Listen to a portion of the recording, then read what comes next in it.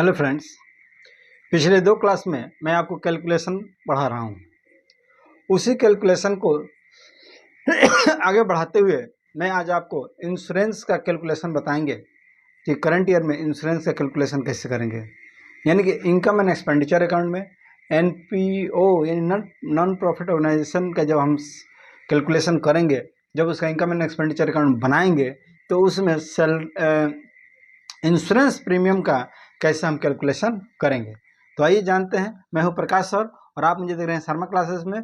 यदि आप मेरे चैनल में पहली बार जुड़े हैं तो मेरे चैनल को सब्सक्राइब कर लीजिए, लाइक कीजिए, ताकि मेरा वीडियो आप तक आसानी से पहुंच पाए और मेरा मोटिवेशन भी बढ़ सके कि आपको हमारी वीडियो पसंद आ रही है। तो आइए देर न करते हुए बनाते हैं calculation of insurance for income and expenditure account. Income and expenditure account बनाने के लिए इंश्योरेंस प्रीमियम का कैलकुलेशन हम कैसे करेंगे। तो इसका कैलकुलेशन करने के लिए सबसे पहले हमको चाहिए कि करंट ईयर में इंश्योरेंस प्रीमियम जो भुगतान किया गया है उसका रसीद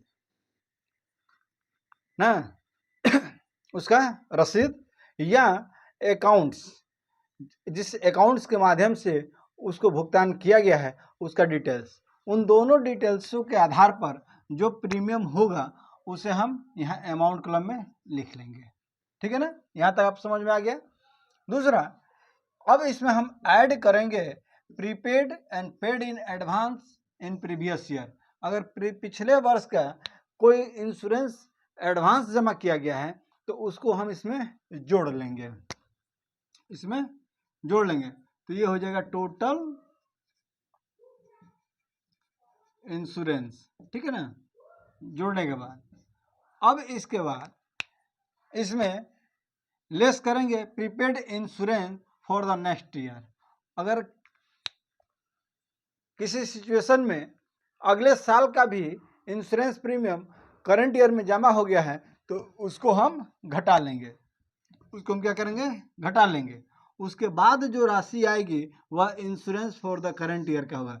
वह जो राशि होगी करंट ईयर का वह इंश्योरेंस प्रीमियम कहलाएगी। बात समझ गए। तो इसी तरह आप इंश्योरेंस का कैलकुलेशन कर लीजिएगा, ताकि यह कैलकुलेशन बहुत ज़रूरी है इनकम एंड एक्सपेंडिचर अकाउंट बनाने के लिए। तो मैंने अभी आपको सिर्फ कैलकुलेशन पढ़ाना शुरू किया है, अभी इनकम एंड एक्सपेंडिचर अकाउंट का फॉर्मेट आपको हमने नहीं दिखाया है, नहीं बताया।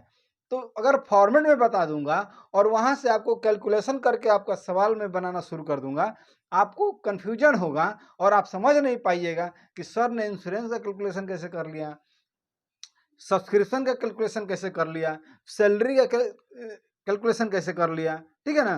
तो इस तरह से आप मेरे कैलकुलेशन को पहले समझ लीजिए और इस कैलकुलेशन को धीरे धीरे समझ के आप जब आपका माइंड प्रिपेयर हो जाएगा कि हाँ जो भी इसमें मुख्य फैक्टर हैं उसको हम बनाना सीख गए हैं, तो अब क्या है, तो अब इसमें सिर्फ एंट्री करना रह जाएगा। ठीक है ना। इसमें रेवेन्यू स्तर का जो इनकम होगा और रेवेन्यू स्तर का जो एक्सपेंडिचर होगा उसको इसमें हम आसानी से एंट्री कर लेंगे, और जो कैपिटल स्तर का एक्सपेंडिचर होगा और जो कैपिटल नेचर का इनकम होगा वह बैलेंस शीट में आपका चला जाएगा। बात समझ रहे हैं ना। तो इस तरह से यह बनाया जाता है। तो आज के लिए इतना ही। अभी तक आप हमारे वीडियो में बने रहें इसके लिए बहुत बहुत धन्यवाद, और इससे ज़्यादा से ज़्यादा लोगों तक पहुंचाइए। बहुत से ऐसे अकाउंट्स के बच्चे हैं, हम खुद पढ़े हैं। हम जब अकाउंट्स पढ़ रहे थे तो हमको ये रियलाइज हुआ कि एक बार अगर सर समझा दे रहे हैं तो समझ में तो आ रहा है, लेकिन हमारे साथ बहुत से ऐसे बच्चे थे जिनको समझ में नहीं आता था। फिर क्या होता था, तो फिर आपस में एक दूसरे से बात करते थे कि यार तुमको समझ में आया। तो आपका अगर वो क्लोज फ्रेंड है तो बताएगा, नहीं तो बोलेगा कि भाई हमको लेट हो रहा है, हम जा रहे हैं। अब कैसे पढ़ते हैं वो समझ में नहीं आता है। वैसे स्टूडेंट के लिए यह क्लास बहुत इंपॉर्टेंट है, वैसे स्टूडेंट के लिए यह क्लास बहुत ज़रूरी है, यह वीडियो बहुत ज़रूरी है। इसलिए मेरा आपसे गुजारिश है, आपसे आग्रह है कि मेरे इस वीडियो को इतना सर्कुलेट कीजिए, इतना फैलाइए कि उन सारे बच्चों के पास पहुंच जाए जो अकाउंट्स पढ़ना चाहते हैं या पढ़ रहे हैं या पढ़ने का इरादा बना रहे हैं देखिए होता क्या है कि मैट्रिक करने के बाद 10 पास करने के बाद बच्चों के पास 2 ऑप्शन होता है, एक साइंस और एक आर्ट्स। कॉमर्स के बारे में तो हमारे बिहार में लोग जानता ही नहीं है कि कॉमर्स क्या होता है। जब वह जाएंगे इंटरमीडिएट में एडमिशन लेने के लिए तब वहाँ पता चलेगा कि साइंस आर्ट्स के अलावा भी एक फैकल्टी है, वह है कॉमर्स। तो कॉमर्स के बारे में कुछ पता ही नहीं।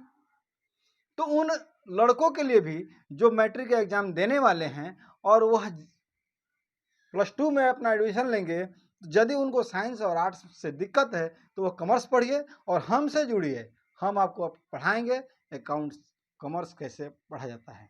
ठीक है ना? तो आज के लिए इतना ही। बहुत बहुत धन्यवाद। आप